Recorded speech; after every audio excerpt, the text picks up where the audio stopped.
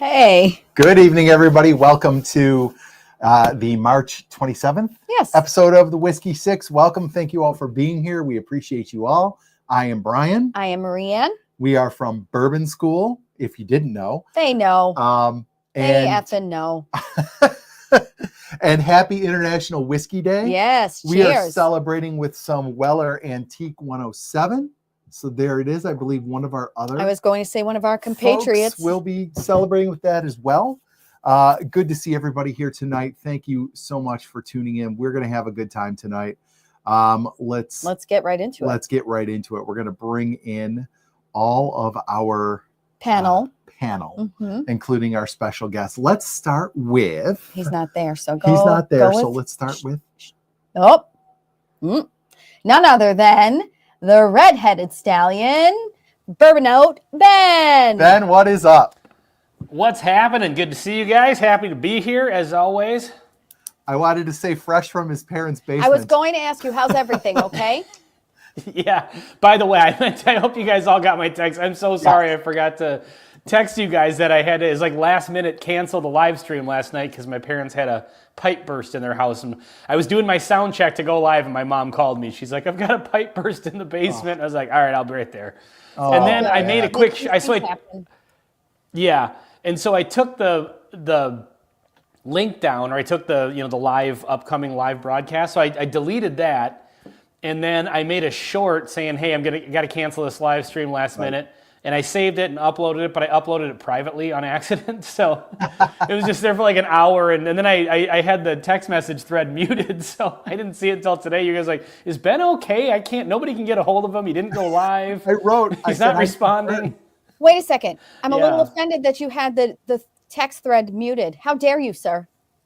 I've had this text thread muted since it started because with all I've bitched about this before because liking every single text or whatever, like when I went to check it this morning, just between last night, just before 6 and this morning, there was like 75 text messages. Oh my God. You guys are crazy. I just usually read everything. I don't text a lot. That is the care and planning that goes into a operation like this. Such as this magnitude. Yes, that's right. Yeah, absolutely. All right, let's bring in, with his bottle kill front and center, the Whiskey Cowboy. There you go, folks. Yeah. So I misunderstood the assignment for whatever reason. I thought our special guest this evening was doing a bottle kill month this month. Ends up it's May. But, I'm ahead of schedule. So, that's okay. You're practicing. That's right. Yeah, that's it. I'm gonna keep killing bottles, and we'll see how many I have by May. Great. Also, I thought you meant by 11 o'clock. We'll see how many bottles you have killed. Well, yeah, that too. But it looks like 7. Okay. But also, I just want to say on Ben's whole thing yesterday, while we were not being communicated with, I thought to myself, well, Ben, this is a strange way to quit Whiskey Tube. Anyway. Just rode off into the sunset. Nice. Yeah. There's oh my God, I'm sorry. Get out of here. Holy Our son shit. just scared the shit out of us.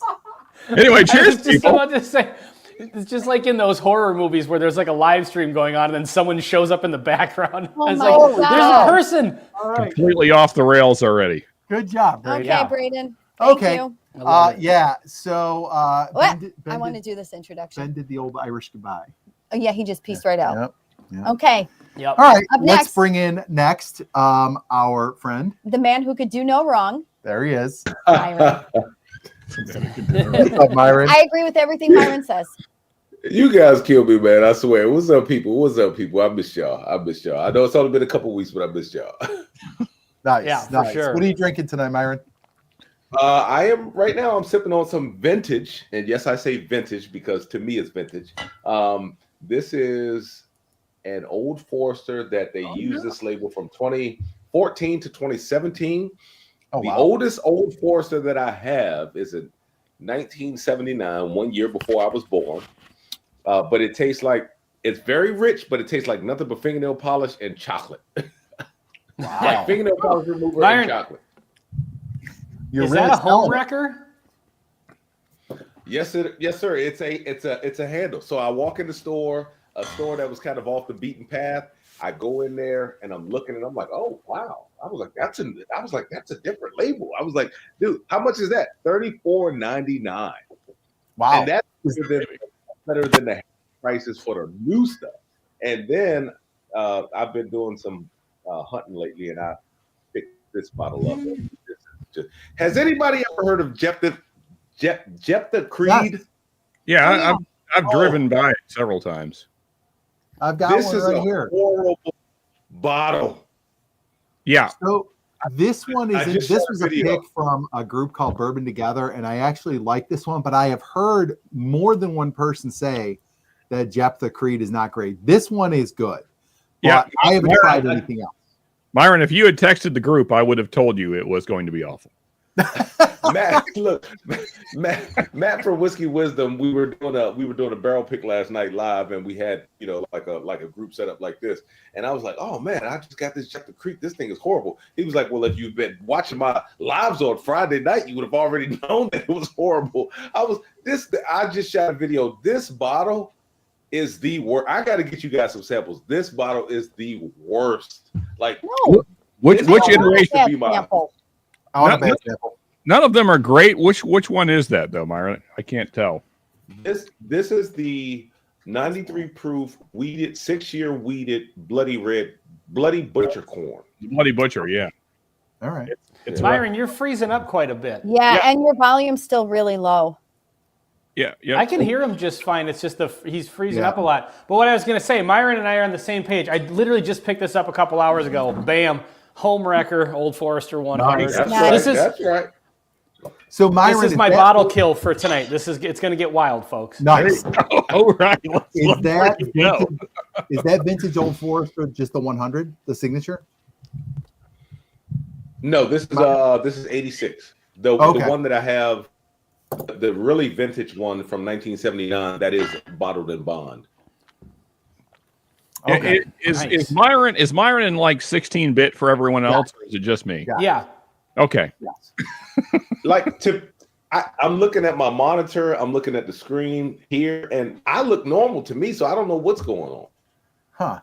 Interesting. Yeah, it's very choppy and looks like I'm playing a Nintendo game, the original Nintendo. All right, before we bring in our guests, let's see who's here. We got Rob Walker. Rob, good to see you. Hoss, thanks for being here. Kevin, good to see you. Dave's on his way over to a Patreon blind with Baker Drinks in a half hour. Hi, Dave. Thanks for stopping in, Dave. Whiskey Wars is here. What's up? What? I know. Oh. Piper John, good to see you. Thanks for being here. Great shot. Good to see you, Mark. William Hall, thanks for stopping in. Let's see. Anybody else? Anthony, Bourbon Neophyte. Good to see you, brother. Thanks for being here. Cheers, you magnificent whiskey people. All right. So let's bring in our guests. Tonight we have a special guest from Bourbon of the Week, a great channel. If you are not BOW. BOTW. Bourbon of the Week. Great channel. If you're not subscribed, go do it. And I'm telling you, we're going to be best friends because take note of the sweatshirt he's wearing. In his Flyers regalia to celebrate the firing of John Tortorella, here is, from Bourbon of the Week, Chris. Beautiful. I appreciate you having me on. Thank you. A beautiful day for Philadelphia. We're getting rid of some coaches. We're Super Bowl champions. There's a lot going on around. We won't talk about the Sixers right now. Phillies won in extra innings today. It's a great day to be a Philadelphian. But other than that, Sixers. Oh, I don't want to talk about them right now. Oh, They got a lot of money invested in a lot of people that I don't like. So, Was Embiid not the best? I thought he was the best. no, we're trusting the process, everybody. We're trusting it, right? We're trusting that process. What If Ben finishes that entire bottle of Old Forester tonight, then we'll talk about the Sixers. I can promise you that. If I finish this, even a quarter of this bottle tonight, I'll start rambling about the Minnesota Vikings. So that's Number one rule: drink responsibly, Ben. Remember that. Don't forget. yeah, I look forward for to any sure. ramblings you deign to regale us with, Ben. Anything you want to talk about, I'm here for it. Sounds good. At least one person is. agreeable. Oh, these are my sweeties. I wish she was this much as agreeable with me as she is with this panel. I know that feeling. I knew you. We all had do, something Sean. novel in there, Sean. Okay, so Chris, before we get started, can you just tell us a little bit about your channel, what you're all about, and kind of what you're doing on WhiskeyTube, and also you're on other platforms as well.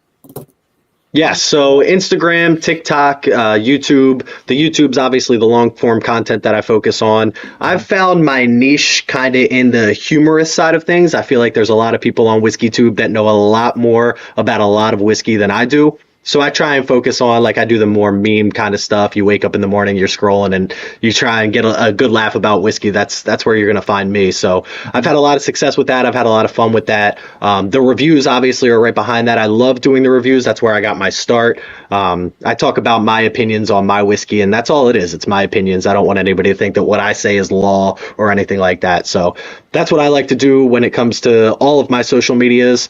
I have a lot of fun with it, and it's just, I started YouTube because I was bored during COVID and kind of wanted to impress my current wife, my girlfriend at the time. Her father-in-law was really into whiskey, so I was like, there's only one way to impress this guy, and that's to learn about whiskey. Nice. So that's what I did, and that's where we're at today, 5-6 years later. So That's I'm endearing. enjoying I it. like I'm that having a lot of story. fun with it.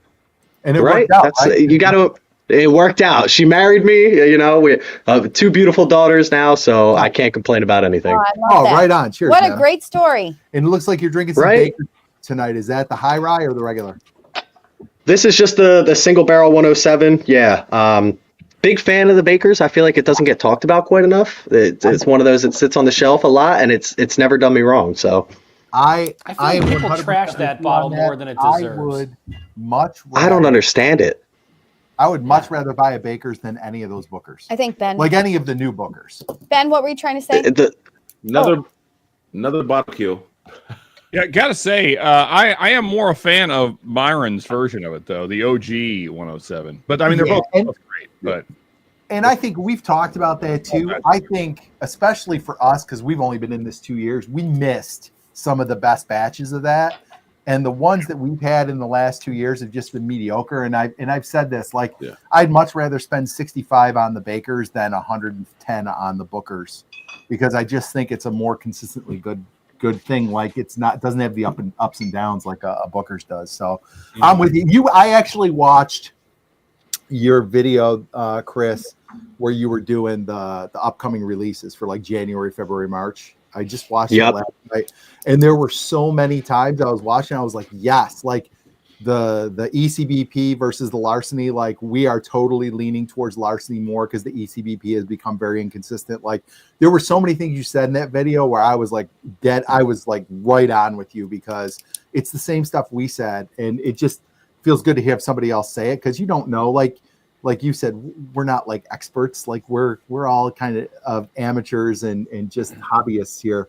And to have somebody else like kind of say that same thing, I was like, yeah, I am totally in agreement. Speak with for that yourself. Everybody knows on this panel I'm the pro. No, yeah, okay. All right. before we move on, Chris, I also have enjoyed your back and forth with I forget the fellow's name, but you guys have been doing a back and forth between the makers and the turkey. Oh yeah. Yep. I'm a turkey guy through and through. So As you should be. Absolutely. and I'm with you that makers is bullshit. Like their line up Do more. Do more. Oh, man. I'll take it back to the original argument. I don't have any problem with Maker's Whiskey. I think what they have is good, but with what the rest of the market is doing, it's just not enough to keep up with demand. I don't want another staves finish. I want some age statements. I want some. So tell me about your different warehouses, your different aging process. It seems boring to me at this point. That's all I was trying to say. I agree. You know what? I agree. Okay, go ahead, Myron. No, I was saying I agree. I'm a big fan of makers, and I agree with you 100%. What they're doing seems to come off boring. I've got the heart release, and I just picked up the keeper's release today, and it's the same thing. $75 for these stave finishes that they supposedly had gotten rid of. Now they're bringing them back, but they're bringing them back in a pretty bottle or prettier bottle. And it's just, to me, it's not worth it. They're one and dones, and I don't even think I'm picking up the third one because $75 for what it is, I can't do it anymore. Mm-hmm. That's all I'm trying to say. I agree. These are like 65. Oh yeah. In my opinion, I've never had a Makers as good as a Larceny generally. So no, and I think, like I said, those Larcenies are starting to become. I'd rather have that than an ECBP at this point. They are bangers. The ABC of the ECBP have not. None of them have been good in the last. At least the last year and a half. And that's another situation where I think we came late to the game because I know, Sean, you've got some older batches that are amazing. That 20 is supposed to be really good, right? The 920. Yeah. Am I saying the right? Yeah, but my what baby. we have is not. It's just not great. Very nice. Yeah. So I think my opinion on the makers thing, because I watched your back and forth too. I think I agree with both of you. You know, both things, because he makes good points about Wild Turkey being one mash bill, and it's like, okay, what is the single rick house? What? So it's a single, like, you know what I mean? Like, but then, so the maker's mark, I've always kind of said, which would kind of go along with what you're saying, like, I love all their stave finishing stuff, and I all their releases and anything cast strength by makers, I'm a fan of. Yeah. But I've never understood how people, I always feel like if you like the stave finishing series, you're probably going to like them all. Mm-hmm. But I have seen a lot of people who are like, this one sucks and this one's awesome. And I just, as much as I like them, I've never noticed that wide of a gap from one to the other where I could pick one that I generally hate and generally love. Like to me, they're all too close to each other. Well, and I think that's the biggest issue of it is that it's not that, again, I think all of the makers, everything that I've had is very good whiskey. But in a world where everything is ever changing, where people are putting out age-stated whiskeys, they got rid of age-stated whiskeys for a long time. A lot of people dropped age statement. We saw it with ECBP where they dropped that 12-year age statement and they started messing around with some younger whiskey, and people got upset about that. So when you see something and then you see Wild Turkey coming out with the 8-year 101 coming out this summer, or the 70th anniversary, which is an 8-year age statement, which was a Camp Tyrone release, that was fantastic and massively produced. You just see what people can do versus the same thing over and over and over again. You're right. Well, I didn't know that 70th was a Camp Tyrone. The rumors were that it was a Camp Tyrone. That wasn't an official thing, but the rumors with Rare Bird 101, who I would trust with my life when it comes to Wild Turkey stuff, is telling you it's a Camp Tyrone release. Then I'm going to assume it's a Camp Tyrone. Yeah, I picked up a Camp Tyrone Kentucky Spirit lately, and that thing was amazing. I mean, I've got so many. Camp Tyrone's got some good stuff. Man, God, and Bruce was talking about it in the video with Jason C. He was like, Camp Tyrone stuff. He said it reminds me of stuff we were releasing in 2015, 2016, 2017. He said, you guys, and I got a Camp Tyrone B, and wow. Well, they say I think that's like Jimmy's favorite release is a Tyrone. Like if he could make his own, if he could only produce one thing, it would have been Camp Tyrone 101 proof 8-year. Like that's his thing. Yeah, well, and to Ben's kind of earlier point, and kind of the point of your original video to some degree, Chris, is like when you can compare a variety of flavor profiles, comparing the two core lines. I think that by far Turkey has the wider variety of notes and things that like, comparing. See, I mean, when you compare like a Russell's 15 to say, I don't know, 101 or a Russell's 10, I'm talking about the standard Russell's 10, you're going to get totally different notes. So, and like Ben said, makers, I don't think there's that same variety. So it's a little more boring in my mind. So, yeah. The frustrating thing about makers is they've got the stock to put out some older stuff at a reasonable price instead of like the $150 cellar aged. They have the barrels to do that. Nail on the head. That's the point. They have it. It's not like they're a craft distillery. Right. They have the same amount of whiskey that a Wild Turkey has. They have the same amount of purchasing power and availability to put these bottles out. Right. I just show me something different. That's all I want. Show me something. It could be a bad whiskey. If you're going to try something new, I'm going to respect it. That's all I'm trying to say. It's the frustrating thing about Woodford too, because the only time you get Woodford cask strength is if you pay $165 for it. Like they've got the stock. Woodford Double Oak is the only good stuff. If they sold that 120 or 119 proof at $70 a bottle, people would buy it like crazy. I'd eat it up. Just do it.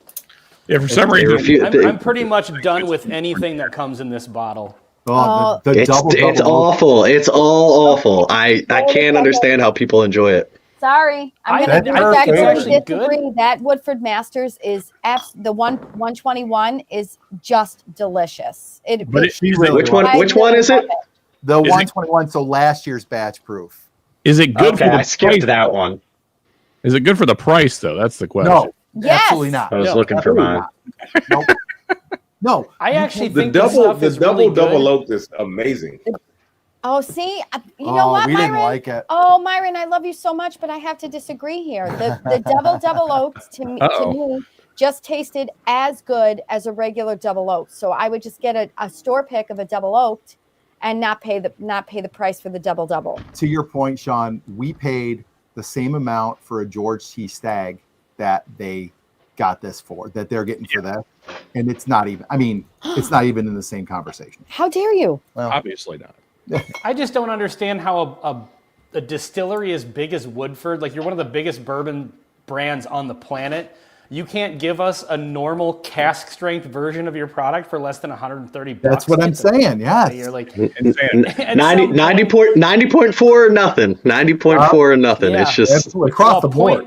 I mean, and they have Brown Foreman backing them. It's not like right. That's that's all these major distilleries. They have them. It's nothing less than I want to stick to. If you always do what you always done, you always get what you always got. That's the thing I think about when it comes to bourbon. It's just the world is changing. People want different things. People want higher proof. People want higher age statements. Whether they're good or not, they're going to buy them. That's the thing. Yeah. People are going to buy them. They're going to try them. And bourbon. I wonder with makers, because Maker's Mark to me is like there's no other whiskey that tastes like Maker's Mark. Like you get like Larceny, it's a weeder, and there's some other weeder brands, but Maker's Mark has its own. No, I agree. Like, if you do a blind flight, you can pick the Maker's Mark out of a blind flight. Yeah, no problem. 100%. So if you know Maker's is in there, you can pick it. Yep. Yep, absolutely. So I wonder I wonder what that would be like if they did some sort of even like barrel finishing or something, like do a port barrel finish or something like that. Like take this crazy, unique flavor profile and do something different with it. Because like you said, people are going to buy it. Maker's but I mean, again, that's kind of the problem, and is that you can pick a Maker's out because it's the same thing all the time. Yeah. But it is different, though. There's something about Maker's that's very different than every other. Well, it's different than every brand, but it's the same as every Maker's. And you kind of, where do you want to fall in that line? Do you want to be, okay, I tried this bottle, I don't need to try this bottle because it's the same? Or do you want to be, this is kind of something somebody else is trying, but it's different than what we already have?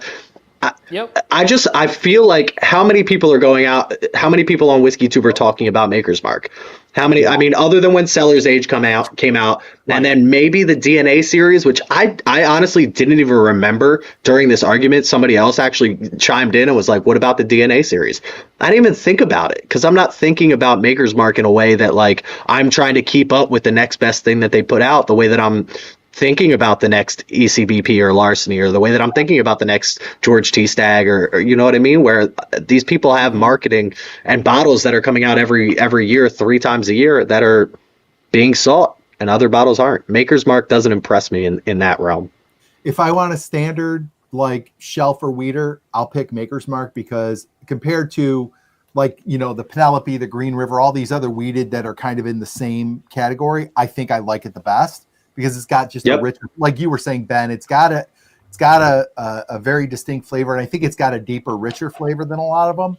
Yeah. But I mean, if I'm looking for something like, ooh, I want a really nice pour tonight, it's very rarely a Maker's. I did like the Heart Release. The Heart Release is delicious. But we said this about you guys love the Heart Release. Mm-hmm. Yeah. But what was the mocha one? The mocha one, this one here, the Lost Recipe was terrible. It was terrible. It was like, really, really bad. Bitter.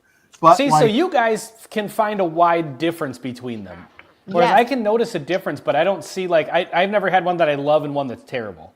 Did you try the Lost Recipe one, the mocha? Yeah, I loved it. Oh. See, I thought it was really bitter. Interesting. It was not up my alley. But like what Chris was saying earlier, like the picks, like somebody gets a store pick and it's got all these different numbers on the front, and then you go to another store that's got a store pick and it's got a totally different set of numbers on the front. They are both the same. Mm-hmm. Like there is no discernible difference. And I'll say that. No, coming from a guy who did a Maker's Pick, when they start throwing in those different staves, you do notice the difference. The problem is, like Chris said, they're so, and I think Ben said the same thing. They're so similar that it's hard to pick them out unless they're side by side. When we did our Maker's Pick, we did different blends. So I did one blend, Kevin did one blend, Mark did another blend. We tasted them side by side, and they were totally different. But I guess like Makers is just so consistent to me when it comes to their profile that it's hard to go off of memory. You have to have them side by side. Yeah, I agree. I used to get in the habit of buying several Maker's Picks, and then we did a blind with them like last year, and I was like, why am I buying all these different picks? Like, I just need one, and you're getting the experience, you know. And this is a great segue into I think our first topic for tonight is, are picks better than shelf whiskey? Well, let's get to that one. Yeah. So, real quick, we'll just do a quick. Good job keeping us on track here, Chris. Yeah, you see I don't want to argue Makers versus Wild Turkey all night. You know what I mean? I was literally writing Brian a note to move it along. This was a perfect segue, though. Are picks better than shelf whiskey? Yeah.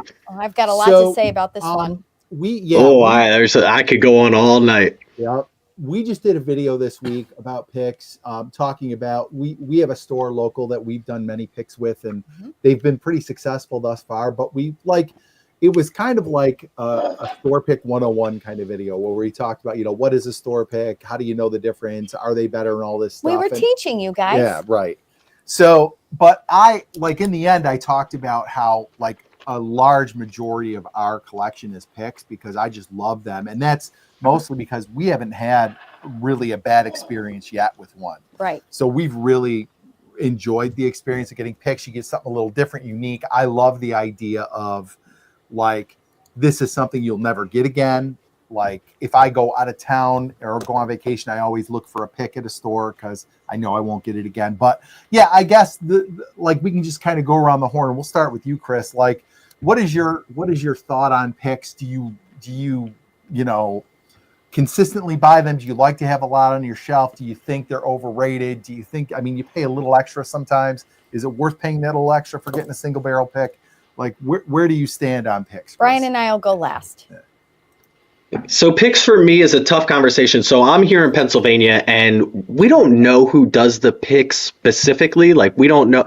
I think if you can find somebody, whether it's on WhiskeyTube or Instagram or TikTok or somebody that you follow that's doing picks and that has a Patreon program set up with them, and you can kind of follow along with their palate and realize that you enjoy what they enjoy about whiskey because everybody has a different palate, then finding their picks is going to be great for you. Or like you said, if you're going out and you have a store where you know the person that's involved in the pick and you're involved in the picks, or even if you're not involved with them, but you can find somebody that kind of has a similar profile to you, I think picks blow things out of the water compared to what's on the shelf because you're getting a different experience. And that's what that's kind of what we kind of harped back to with the Maker's Mark is you're getting a different experience because most people doing picks these days, they're not searching for if you're doing an Old Forester pick, like an Old Forester 100 or an Old Forester Cash Strength, they're not searching for that traditional Old Forester flavor. They're searching for something that's really, really good outside of their traditional profile.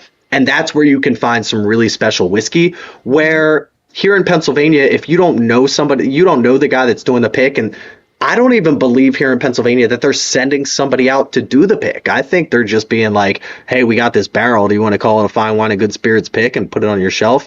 And they do. So for me, it's a little tough with Pennsylvania picks. But overall, I have a lot of channels that I follow that I'm messaging. I see they have picks and I'm like, if I can get my hands on this, let me know. Because I know they have the palate that I have, that they're looking for the things that I'm looking for and they're looking for something special. And that's where you're really going to find special whiskey these days outside of what's like on the shelf traditionally.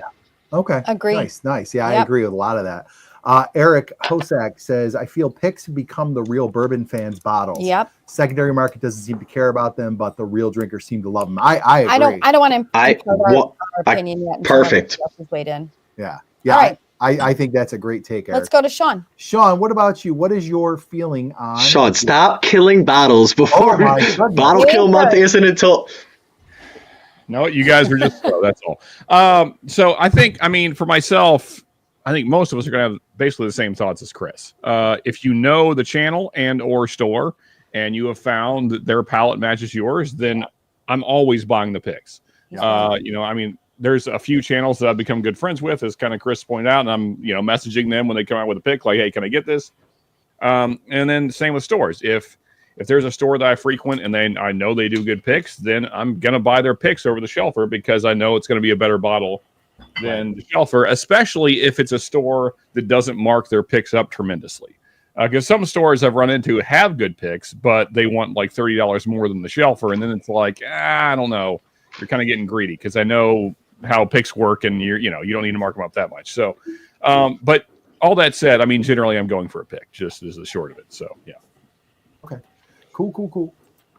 Let's go to our friend, Ben. Ben, thoughts on picks? Please stop calling him that. He is the redheaded stallion Oh forevermore. my God. Would you stop it? You're wearing Only the red-headed stallion. That's all I will accept. Thank Otherwise, you. I'll just sit here until you say my name correctly. Thank you. No, I think picks can, just like, we were talking, picks, the thing that's good about them is that they vary in flavor. So if you like a particular, bourbon brand, like, Old Forester, and then you can get an Old Forester pick, it's kind of nice because it plays within the same set of rules as, a profile that you already like, but just kind of branches out maybe in some different ways, maybe some different flavor notes kind of manifest themselves a little bit better from one pick to the next. So I think that's kind of fun that you can take a whiskey that you already like and then kind of experience, just like a different EQ setting on it, But that being said, I don't think they're always better. I blinded this against this, and the batch product won over the Black Label Old Forester single barrel. But that's this barrel. Maybe a different one would be better. I would love to talk about that did- specific thing that Ben said, but continue, Ben. What's that? No, keep saying what you were saying, but I want to talk about what you just said. We'll come back around to you, Sean. Yeah. Okay. And then I did a three-way blind, which I probably lost a lot of subscribers. I know I got comments for this, but I did the Wild Turkey 70th anniversary and Wild Turkey 101 and the Camp Nelson Kentucky Spirit. Camp Nelson Kentucky Spirit came in last place, and the Wild Turkey 101 Shelfer won. And so it's 2 times now that the Shelfer has beat the 70th anniversary. I know that's not a pick, but Wow. So Wow. I don't know. It just, I think picks are fun, but there's certain brands that I think do really good picks, like Heaven's Door. I think does awesome picks. I'm not a huge fan of their regular releases, but what's cool about the picks is that they've got they're different mash bills. Like all the picks have different mash bills. They say which cooperage the barrel came from, which char level, and so you can get a ton of variation from these Heaven's Door picks. So do not sleep on these. Check these out for sure. Look did We have a heaven store. We Yeah, did we one. did a heaven We store did pick. one. I'll have to get you one of those, Ben. We got one up at our local shop. Yeah. It was actually very good. Oh, nice. Hoser, stop it. What do you say? Was It- the blind?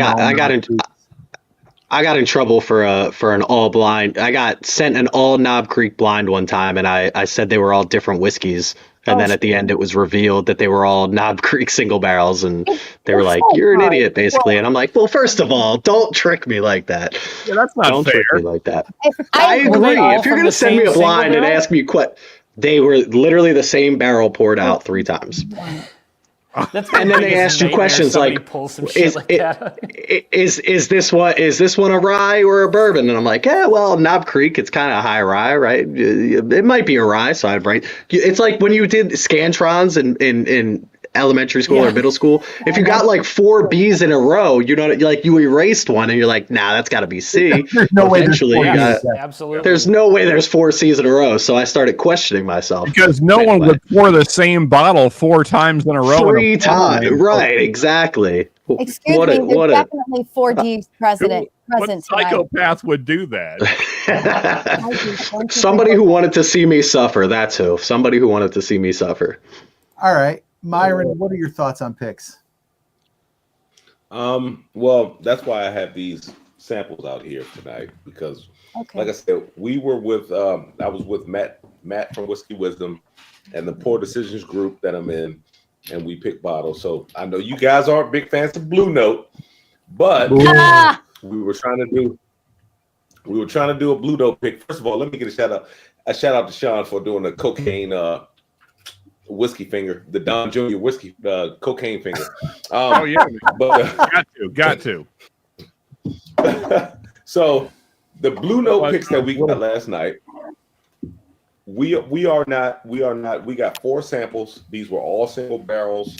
As much as I love Blue Note, we didn't go with any of them. Sometimes the single barrels are just not good. Sometimes they aren't, and sometimes they are great. Like, I love pretty much all of Knob Creek's single barrels. They can be different. The rep from Knob Creek, or Jim Beam Suntory, he said that they pull them from the center cut. He said the center cut is normally the most consistent. So that's why they pretty much all taste very similar. But I love all Knob Creek single barrels. But when it came to these Blue Notes last night, if I were to put any of these up against what I have on my shelf, these would have lost. And I've had some single barrels that have been great. Like I had a Ladies Liquors, probably 15 minutes away from me. They had an 8-year, 130-something proof pick that they did. It was the best Elijah Craig that I had ever had in my life. And then you get some picks from some other places, and like they're not as good. So it's like they just vary. What up, Bobby? What's up, Bobby? We didn't even mention Bobby is at work tonight, and he's on the ladder truck. Like, he could not get away tonight. So he'll be with us next time. Cheers to Bobby. Cheers, Stay Bobby. safe. Stay safe out there, brother. All right. Did you want to finish your thought, Myron, or is that it? No, that was it. It's just like it's just a coin toss to me. So, I have a lot to say. So Myron is starting to learn about the Blue Note picks, or Blue Note in general, and it took you a while, but you're coming around, Myron, on Blue Note. I also would not have picked any of the Blue Note. Oh, my God. Okay, so I have something to say. This is okay for real. Like, all kidding aside, right? I have the least amount of experience with bourbon of everybody on in this channel, but I do have a lot of experience with store picks. We've been very, very lucky to participate in a lot of. Uh-oh.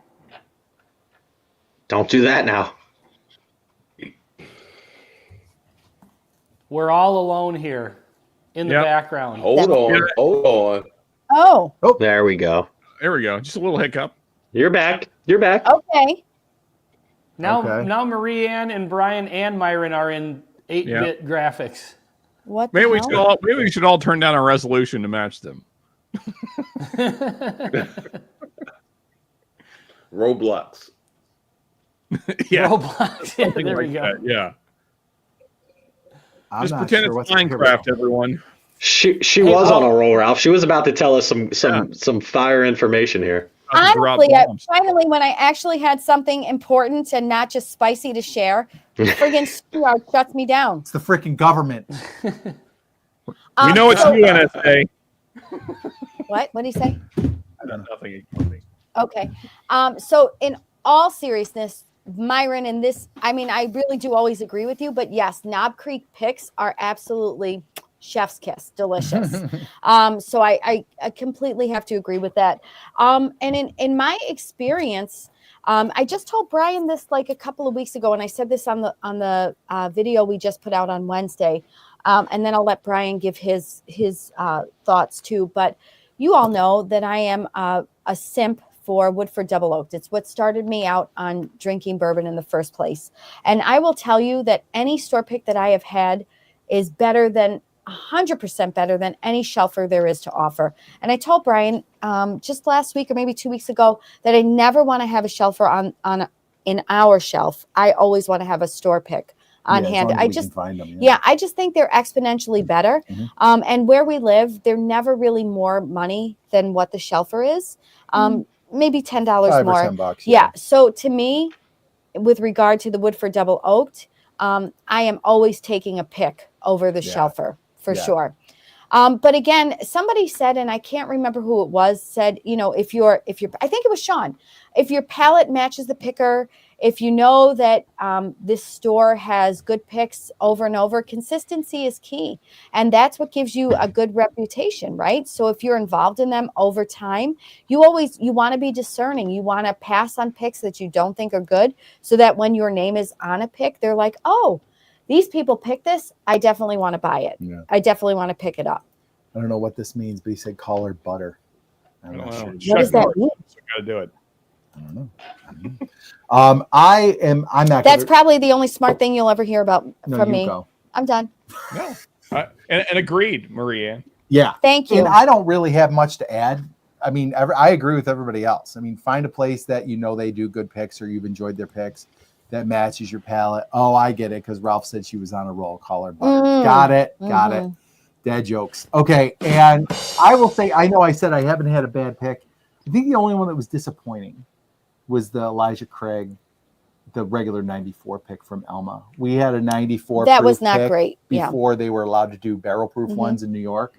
And it was just kind of bland and blah. But other than that, we've had really good luck. A lot of success, which leads us to our opinion of always try before you buy. Yeah, oh yeah. And any store that's willing to let you try before you buy is a store that I want to shop at because they are feeling confident in their pick and saying, yeah, it's good enough that I'm willing to write off a couple bottles, let you try it. I know it's good enough. You're going to pick it up once you taste it. Yep.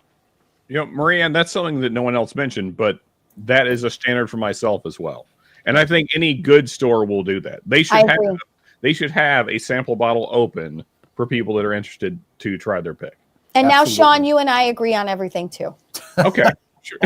I don't want you to agree on everything. No, I mean, honestly, like if you want to sell your pick, then you should be willing to let the person. That's try correct. it. Yeah. Why wouldn't you? You should don't be ashamed of what you have. Yeah, you should be proud of your pick. Yep. Sean, you said that Ben made a point that you wanted to come back to. What was that? Yeah, so he had talked about how he likes the Shelfer OF 100 over the Black Label, which are picks generally. They're not always picks. I guess there are some single barrels that were sent out by Old Forester themselves. But anyway, so even those, though, which are like the master distiller ones, I want to say. So I've had two different ones and completely agree with Ben. I think the OF 100 Shelfer is better, and it's like at least half the price. Yeah. It's probably less than half the price because I think so. I mean, for $750 to $750, I think the Shelfer is like 23 locally, and I think the picks are 60, 65 if you can find them at MSRP. So you get a liter of the Shelfer for $35. Yeah. Well, yeah. So even if you got the 175 OF, the big boy, it's still like half the price. So yeah. I mean, for me, all that the Black Label is, it's just sanded off the rough edges, which, I mean, if you want a smooth experience, go drink, I don't know, White Claws or whatever. Oh, Yeah. get the hell out of here. Oh, come on. White Claws are just fine, everybody. Relax. Somebody, when everybody was trashing me, Maybe not White Claws specifically. I'll drink a Surfside or two here and there. You know what I'm saying? Here's my point. Is that I've said this many times before. I think if you get into whiskey for a smooth experience, you're drinking the wrong liquid. So I don't disagree. yeah. Yep. I mean, like you're searching for the wrong thing. It's like drinking gasoline and hoping that's going to be smooth. That's not what you're here for. But once you're on the other side, though, once you get used to it, then it does become smooth. So if you try hard enough. Hot take. When everybody Hot was take. trashing me for my video on this, where I picked for some reason, I don't know, people are very, very loyal to these picks. And somebody brought up in the comments a good point that Old Forester is kind of known for having a heat-cycled warehouse. Like they have a climate-controlled warehouse, as far as I know, right? So Yeah. I don't think you're going to get, if it's a climate-controlled warehouse, like the barrels on the bottom versus the top, in an outdoor warehouse, the heat's all going to rise. Those barrels at the top are going to get exposed to more heat. That's going to change the flavor profile. But if it's a climate-controlled warehouse, you're probably not going to get as much variance from one barrel to another. And maybe that's why the batch product tastes, pretty similar to the single barrels. Well, and supposedly the picks are older, and I'd say that's probably true from the two I've had. They do have a hint of more age on them. I wouldn't say a lot, but I mean, to me, they're just more boring. I kind of like the punchiness on the back end of the OF 100 Shelfer. So yeah, I think that's what I liked about the regular Wild Turkey 101 versus the 70th anniversary. Everybody was saying like, well, the 70th anniversary it's a little more rounded out. I didn't like the 101 as much because it had a little more rough edges. And I think the rough edges are what I liked about it. I think I liked a little bit more of an aggressive flavor profile. I have to say, before we get too far past the White Claw reference, when I was on the Trash Palette Challenge with Baker Drinks a few weeks ago, Troy gave the best description of drinking a seltzer that I've ever heard in my life. He said, because we were talking about how they just kind of taste terrible, and he said it's like drinking the static from your TV and then somebody in the next room whispers strawberry. yeah, that's roughly right. That is the best description of a seltzer, because it's like it tastes like static, and then somebody just whispers a flavor. And then You're like, what is this note I'm getting? Strawberry. Oh, that's it. Yeah, it's strawberry. That's the one. That's the one. Yep. Thomas Anderson getting a JD14 tomorrow for MSRP. Congratulations to you, sir. And I'm busting. Very nice. That's awesome. Because he's very excited. Excited. Yeah. Okay. Those are going. Will we see it tomorrow night on secondary for 650 plus? Yeah. Will we see it tomorrow night? He's going to parlay that into a case of something else. Well, You're right. Honestly, Yep. I've been chasing them all day. They dropped them today in my area, and I've been chasing them all day. That's what she And said. they Are have you- been gone within 10 to 15 minutes. Are you control Yes, state, that's what she said. Myron? That's what Maryland she said. is not. Thank you, Ben. I said it. I whispered it. Hold on. I want to hear I heard it. No, Maryland is not, but Virginia is. And I was Okay. in Virginia, and I've been chasing them all day. And I get there, and I swear it's like I always hear, "Oh, they were here, but 10 or 15 minutes, they were gone." Like, Eric, I realize we've just met, sir, but I don't like anything you just said. Come on. There's no way you're going out 9 a.m. on the golf course and drinking some barrel proof whiskey. Tell me what you're pouring up. Transfusion, I'm just- maybe. I'm just saying, following up White Claws on the golf course with "It's a Vibe" just is so perfect. for exactly what It's White Claws 2025. are. You got to live your life.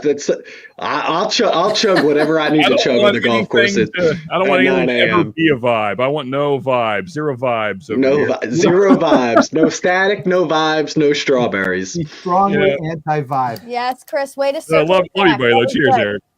I will say, Chris, to your point about on the golf course, I will not take barrel proof, but Laura from Baker Drinks a couple summers ago said that Redwood Empire Pipe Dream is like the perfect golf cart I want to bourbon. try it. And I like as soon as I saw her make that short, I like was going golfing that week and I went and did it. It is phenomenal. Is that it makes you golf better. No. It makes you remember you golfed better than you actually Is that did. what you said? It's No so- whiskey has ever made me Oh, yeah. remember anything better. I can promise you that. It's got to be No, in the no class golf that at I all. told, and it was great. Totally. My drives, but like I was driving yards. You were driving the cart. You The- didn't hit. No I was driving the golf cart, I'm sure, up to my ball in the rough. That's what I was driving. Happy Gilmore She was action there. driving 300 yards. Just to add, That's Yeah. it, Myron. Thank you. just to add to the cringe for you, Sean. Eric also says slay. You Oh, forgot boy. to say slay queen. All day or slay all Slay day. all Saying all my favorite words at one time. There's an old bluegrass song called "Whiskey Before Breakfast." Those old timers knew a thing or two. They sure did. They sure They did. sure did. You know, just real quick on the Blue Note thing. There's boy. a note on the finish that is makes me angry. It's just it's I'm telling you, the only Green River whiskey that I have had that is good is the stuff in the Green River bottles, like Blue Note. That's blasphemy to me. That's straight Blue Note, blasphemy to Real me. Horse, pour them down the drain. There's That's another one- crazy. There's another one that I had that's from Owensboro, and I know. Oh, somebody sent me this Shady Mile. It's from Owensboro. So guess who makes that? It's aged at least 2 years. So that's all you need to know about that one. Hey, don't kill All yourself. right, well, that might not be the. You can't tell me Blue Note isn't good. Oh my It's God! not good. So Chris, I this is can. Watch me. Ready? this has been Blue a note. thing- Not good. This has No, been a don't do thing this on to our me. channel. Don't do this to me. So we've been doing this 2 years. This has been a thing on this channel because when we started, everybody was like, Blue Note, Blue Note. It tastes like, I got a bottle, it tastes like a snickerdoodle. I got a bottle, it was this, Oh, that. I was okay. like, oh my God, I got to try this. The first bottle I got was dog shit. The second bottle I got was a little bit better, but still dog shit. I've had people send me several samples that are all dog shit. Oh my God. Blue Note is just not the one for me, and it could be my palate. Blue Note is incredible. I know. Hey, Brian, I can pour this into a sample bottle. I can send you this one. Go for it, man. Green River is some of the best whiskey out there for the price tag. I promise you. Green River, I'm all about. Like these Green River the Green River bottle. But the Blue Note, my understanding is that Blue Note is Green River, and it's Yes, 100%. You're gonna get a sample of this, which Okay. I know you just told me you had 13 samples of different Blue Note picks. This one we called this boozy fruit because it literally tastes like juicy fruit gum. Ooh. I'm gonna send it to. But here's the thing. I'll send it to anybody in the group that wants one. I'm gonna send this with two other Green River picks. okay. And I'm not gonna tell you which one's which. Okay. And you're gonna tell me which one you like the best. Okay. You fair guys, enough. Sweet. Okay. you guys, you can't It's have me making on my this teeth channel. hurt. My teeth are hurting right now. I don't know what that. You gotta chew it. You gotta chew it. You definitely gotta couldn't chew have it. me on this channel and not make me sing the theme song to Juicy Fruit. No, Take a please sniff, don't. Please pull it out. The taste is going to move you when you pop it in your mouth. Hit it, Ben. That's what she said. Thank Hit you. it, Ben. I have a question for the I had group. that queued up from a mile away. I will say this before we move on. Brian did send me a sample of his dog shit bottles of Blue Note, and I thought they were good. So Fuck. Well, so I don't know what's Green going River on. Blue Note picks are fantastic. so here's what I'll say, Chris. I agree. They're great until you swallow them, and then Come on, Ben. All right. That's what she said. Ben, come on, Ben. You're gonna I leave got that it. I one got for it. us. He No, got I it. got it. He got it. I have a question to the group. Does it count as a bottle kill if you pour the rest of it out into the trash can? Yeah, Absolutely No, not. that's exactly. All right. We have fair enough. we have one rule in this house, and it's you don't waste whiskey. Yeah. That's Fair the one enough. rule. I don't I care have if it's a similar good- rule. Okay, we're powering through. good, bad, or indifferent. You just got to finish it. If you bought the bottle, you got to Chris, finish it. Those hey. are the rules. Myron, you should pour that with me. Then we'll both suffer. I can't No, tell if I I'm said the hammered same or if thing. Myron is just still at 8 gigabits per second Yeah. over here. Myron's on analog. This over is there. a Myron this is a new is character. $50 DP. That's what I said on my video. I said this is a $50 DP, and I said get your mind out of the gutter because this is where this bottle belongs. A $50 DP sounds good to some people. Oh, Myron, but you're this killing right me. here is fucking horrible. Oh my God! Like $50 is pretty cheap for DP. Get the hell out of here with those. Generally, yeah, I'd say that's probably a steal.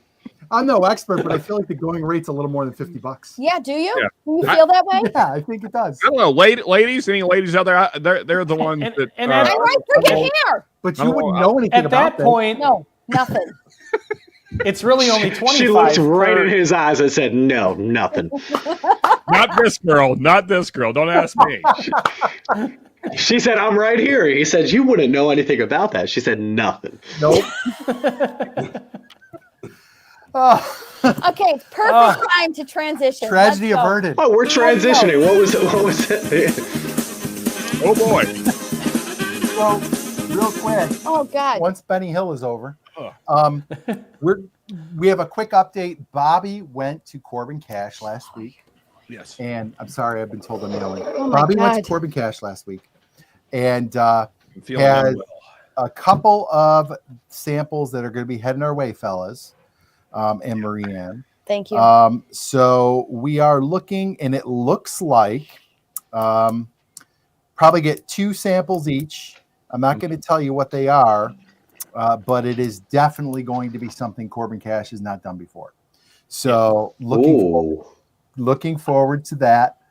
So hopefully in the next couple weeks we'll have samples rolling in, guys. And do you know our the first pick. And you know the palettes of all these channels are just on point. So you're going What to is want that? what we have to offer. Yeah, that's right. That's right. 1792 Bottle and Bond. I can't see the next. No, the 12-year.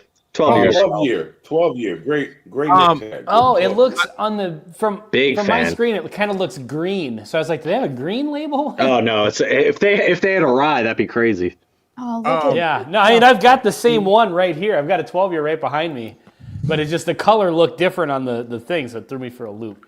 So, Brian, just to add to the upcoming pick, and so yeah, folks, be around because the announcement's coming soon. So Bobby, Rick, Dirty RC Bar, and David Sosa of Corbin Cash. When they put together this thing that's coming, all of them were blown away. I was able to talk to Bobby and David as well, and they're both were very happy with it. So just saying, you're going to want to be around for this one. Yes. So hit that subscribe button for the Whiskey 6 so you don't miss out on any of the announcements or anything. And we'll have more coming up soon, hopefully in the next maybe month or so. So, yeah. All right. Okay, so let's move on. Our other whiskey topic that we were going to talk about, and Sean, this was one you kind of crafted as far as the question we're putting out there. And it's something that I am like, I think I'm starting to get strong opinions on this. Should whiskey tubers continue recommending budget bottles? Because I feel like I'm personally done with them. I know Troy from Baker Drinks, they did a video on this a few months back about buying all these budget bottles. And like, are we talking to people, for the most part, are we talking to people who are just beyond that? Like, and is it even worth recommending these bottles to people who are more kind of maybe advanced whiskey drinkers? So let's go to our cowboy. I'll start with Sean since he's the one who kind of put this one together. What do you think, Sean? yeah, I mean, so I think that there was a time where this was a useful topic for a video, and obviously I did a ton of them back in the day. And in fact, that into my bar is all of those bottles that I bought for all those videos, and they're still sitting there. It's been 4 years-ish now, 5 years. They don't get touched much because they're not very good. So I think what is probably more useful is helping people find bottles that are reasonably priced. And so I think that we need to probably redefine what budget is these days. So, I mean, for one, inflation, but also I don't know that recommending sub $20 bottles is a good idea. I think there was a time where it probably was. I think now, kind of your starting point needs to be like sub 40.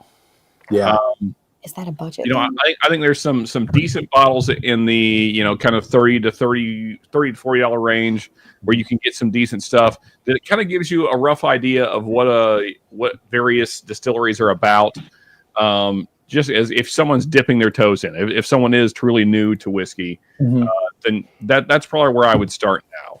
I would certainly would not be recommending bottom shelfers because I think you're going to probably turn more people off than on to whiskey. Yeah. Right. So, you know, yeah, I think that's what I would do. So, you know, like I was thinking about the whole topic and like this guy right here. I think this is a great Willet product. It's around 35-ish nowadays. This is an old bottle. It's the wax top. And I know Willet is kind of divisive in itself, but I think if you're going to get into Willet, I think this is a decent entry into Willet. At least it gives you an idea of what Willet's about. Then you can decide from there if you like it or not. But, you know, so like on the other hand, I finished this tonight. Not great. This is about 20-ish, and I don't know that I would recommend this bottle today. I did, you know, 3 years ago, probably wouldn't still. Everybody did. Everybody. That's been on everybody's recommendation list. Yeah, that bonded. and Then, it's fine, but it's really a mixer. So, Right. and I don't mix after whiskey, you've so yeah. yeah, and after you've had better stuff, you're like, why am I even bothering with this bottle? I'll never go back to it. Yeah. Exactly. Yeah. All right, Ben, what are your thoughts on the budget bottles? I don't know if you haven't done a video like this lately, have you? Not for a while. I think that when I first got into whiskey, I was looking for content like that. That's kind of what I searched. Like, I wanted to know what, like, when I went to the store, like, I see all these bottles, like Old Forester 100, you know, regular Larceny or Wild Turkey 101 or something like that. I think those, like, some of those bottles are good entries into bourbon. And I think it's good information for new people to bourbon to have a little bit of a guideline on buying budget stuff. And so that's why I think there's a value in recommending it. I wouldn't recommend that they stay at that level, but if somebody's first getting into whiskey and they're like, okay, I want to go pick up 5 bottles, but I don't want to spend a lot of money on stuff that I don't know anything about and I don't know if I'm going to like it. And so they go out and they buy, you know, the worst of the worst, just trying to, because they heard somewhere that, you know, you don't have to spend a ton of money to get good whiskey, which is true. Yeah. So I think it's good, a good resource for people that are just getting into it. Like, if you're going to buy some budget stuff to try to figure out what kind of a profile you like, here's the ones that are better than the others. Because when you get down to the, you know, 20 and below, you can have something like a Wild Turkey 101, and then you can have like a, just, I don't know, name the shittiest Kentucky bourbon. Gentleman. Yeah, exactly. There you go. Kentucky Gentleman or Kentucky Tavern or whatever, sitting right next to each other. And if you're new and you don't know what you're doing, you're like, okay, well, I'm just going to try something. And you buy, that's going to set you on 2 completely different paths. Yep. Which one of those, Wild Turkey 101 or Kentucky Gentleman? So I think it's a good resource to have to keep that information out there for new people. Okay. Myron, anything on this? I was going to say that's what she said. That's what he said, but that's not what the priest said. When Sean said it doesn't get touched much. I agree with everything Myron says.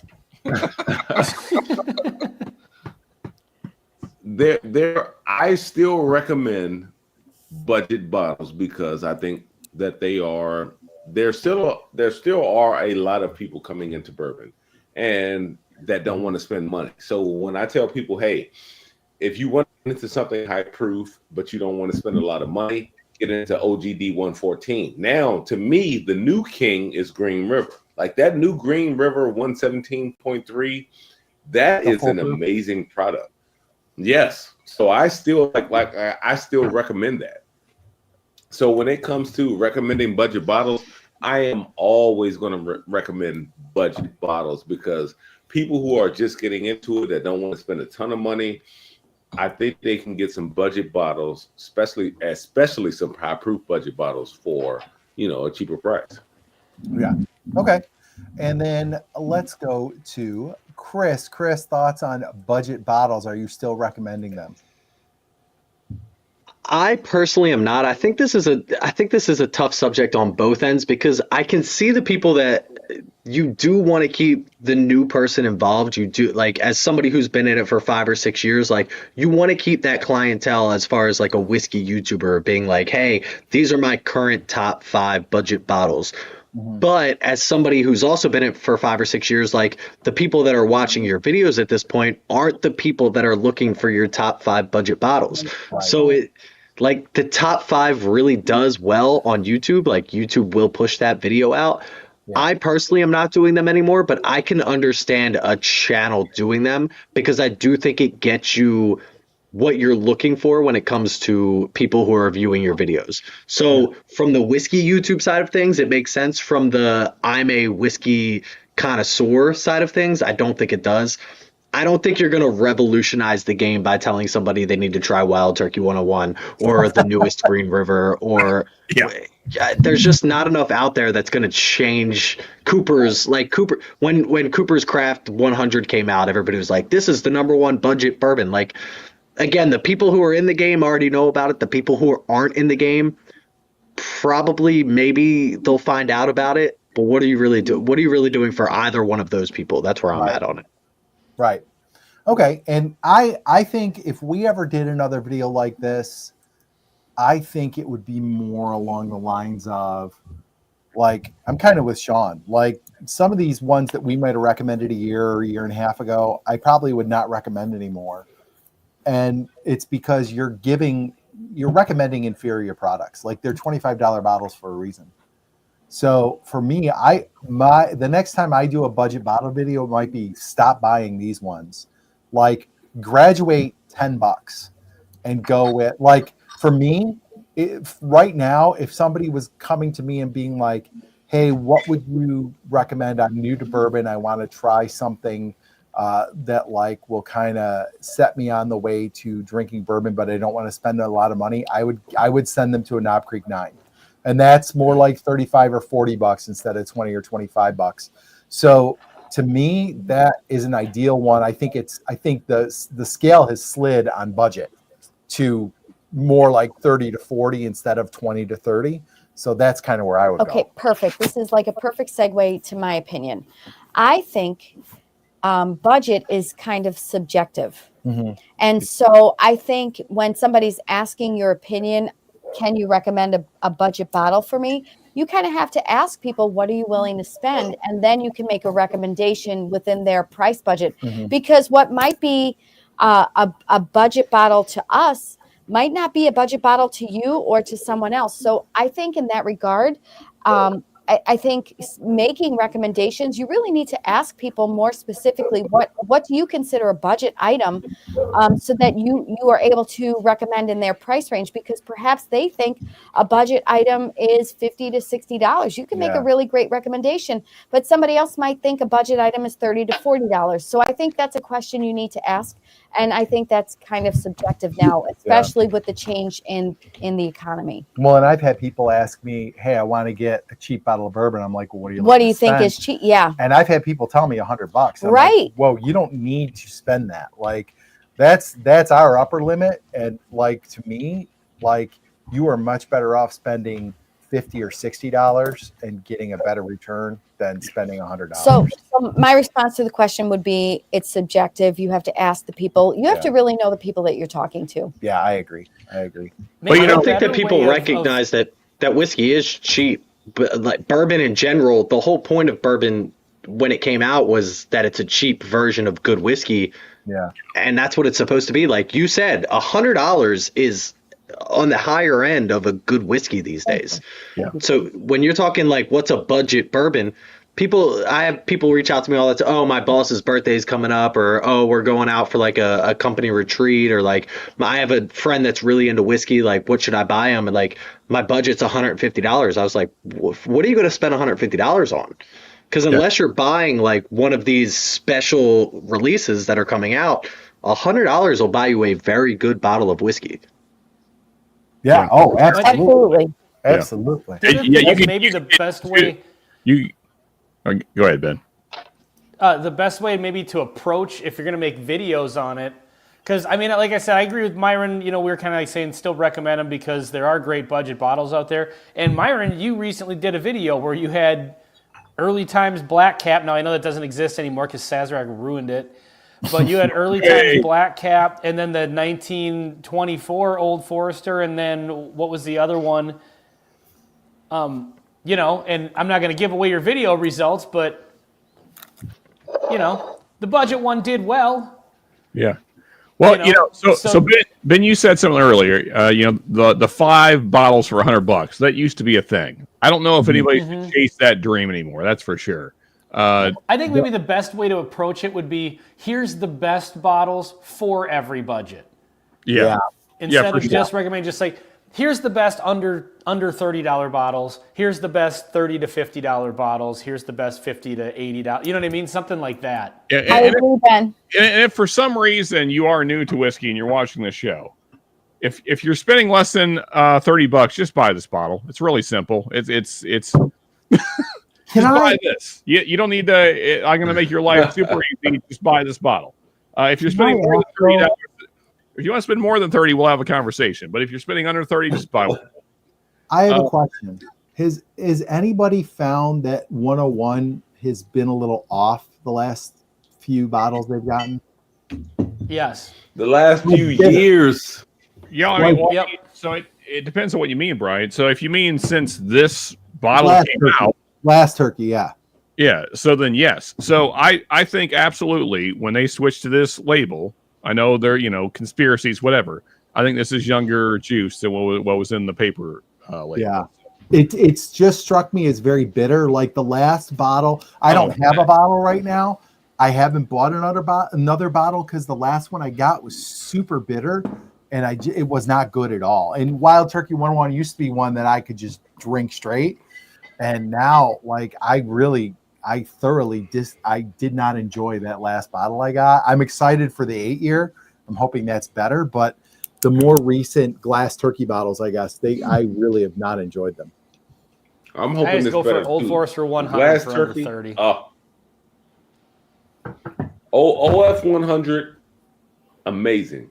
Yeah. The new glass turkey. I mean, I just bought this That's a why couple I like hours the before the paper show, label. so I'm still buying budget stuff for a regular, sip on it all weekend and don't care if you kill a bottle of it. I got to say, guys, and don't hate me, I think I'm kind of over the banana note of Old Forester. Like, I don't know, I'm 5 years in. Love it. 6 years in. Love it. I think I'm kind of. I love it. I do too. Yeah, I still love it do. too. We don't have one right now. We should probably. I'm so bummed about We that. should get a 100 for sure. I mean, the what is it? This guy, 1910. This is still great, like that. Mm-hmm. And then the OG 1920 is still great, but I haven't had. So, Sean, you might know. Actually, all of you might know this better than us because 1920 was the first kind of high proof bottle that we drank, or I guess I drank because you really weren't into it yet. But so, like, I'm going back like 2 years or thereabouts, and I loved it. But I have heard people say that like, people say the Maker's 46 cask strength has changed. This has changed. That has changed. Has the 1920 changed for the worse? Yes, absolutely. Okay. It's still great. This is the old one. Okay. For those that don't, the new label is kind of cleaned up, I guess. Although I prefer this. I prefer this to the new label. Let me. Go ahead, Mike. Well, go ahead, Sean. No, I was just gonna say I prefer this to the new label. Yeah, there you go. There's the new label. Yeah, that's the new label. Yeah. So let me say this. So I did a blind with the 1920, the new label and the old label, and I actually wound up picking the new label. And I thought that the old label was better. And then I did not like the 1910 new label. Picked up a 1910 old label, loved it. And I was surprised because 1910 had to grow on me. I did not like it at all. But that old label, oh my gosh, man! I am in love with the the old 1910. Yeah, that's the last I have of it right there. Yeah. I see, and that's I feel like this. I would love to try that old 1920 because I love like I said 2 years ago, that was my first higher proof, and I loved it. I was like, oh my god, this is amazing. I can only imagine what an older bottle would be like, because So brief side tangent. Me and Ben found this bottle in a hood in Baltimore. Hold on, Sean. Hold I'm on. gonna We're going to solo solo you. you. Hold on. Hold on. Oh, okay. Yeah. So we found this bottle in a hood in Baltimore. This was a liquor store / nightclub, I guess, which is an interesting combination. So there was half dressed women. I apologize for it, but that's just So it's a strip club. Got it. Go ahead. yeah. They were coming in and out of the liquor store, which was interesting. It's the most different liquor store I've ever been to. But this guy was just sitting there, dusty, no one touching it, and I was like, yeah, I'll take that. Same price as a regular 1920. Yeah. It was. I think it was 60-ish, 65. Yeah. Wow, that's great. What a find. That's awesome. Yeah. So if you want to find dusty bottles, I guess go to the hood in Baltimore. You might get shot, but great bottles there. They might come home with a very odd smell. No, I found will. this one in the Easy. Bahamas. Take it easy. Marie Ann, I did not take part in the other part of the facilities. I was just there for the whiskey. It's The not bottle just has body glitter all over it and smells like Yeah, disappointment. Oh, God. Ugh. I feel like a part of whiskey that people don't talk about though is Myron. this is it's a batched product, but you can't tell me that like Jack Daniel's 10 years ago, even if it's just straight up Jack Daniel's, you know what I mean, like their original stuff is going to taste the same as today, whether they change things up or even if just the traditional, like things are going to change as the taste profile changes.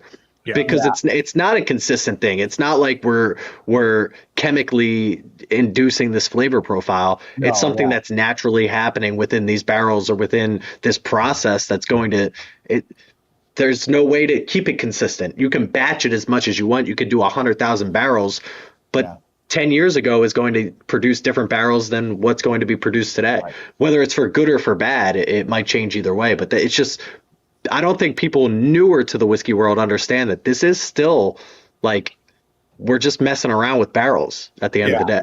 It's not science. Right, exactly. Batch variation is a thing. And that's one of the things I say in my videos sometimes. Batch variation is a thing. You can't get away from it. Whether it's the wood, how much wood sugars that the oak has when I they hate make when the the wood barrel. messes with the batch variation. I just hate it. Good wood will really take you a long way. I mean, seriously. Also, good wood produces an incredible batch. It really does. It's true. It does.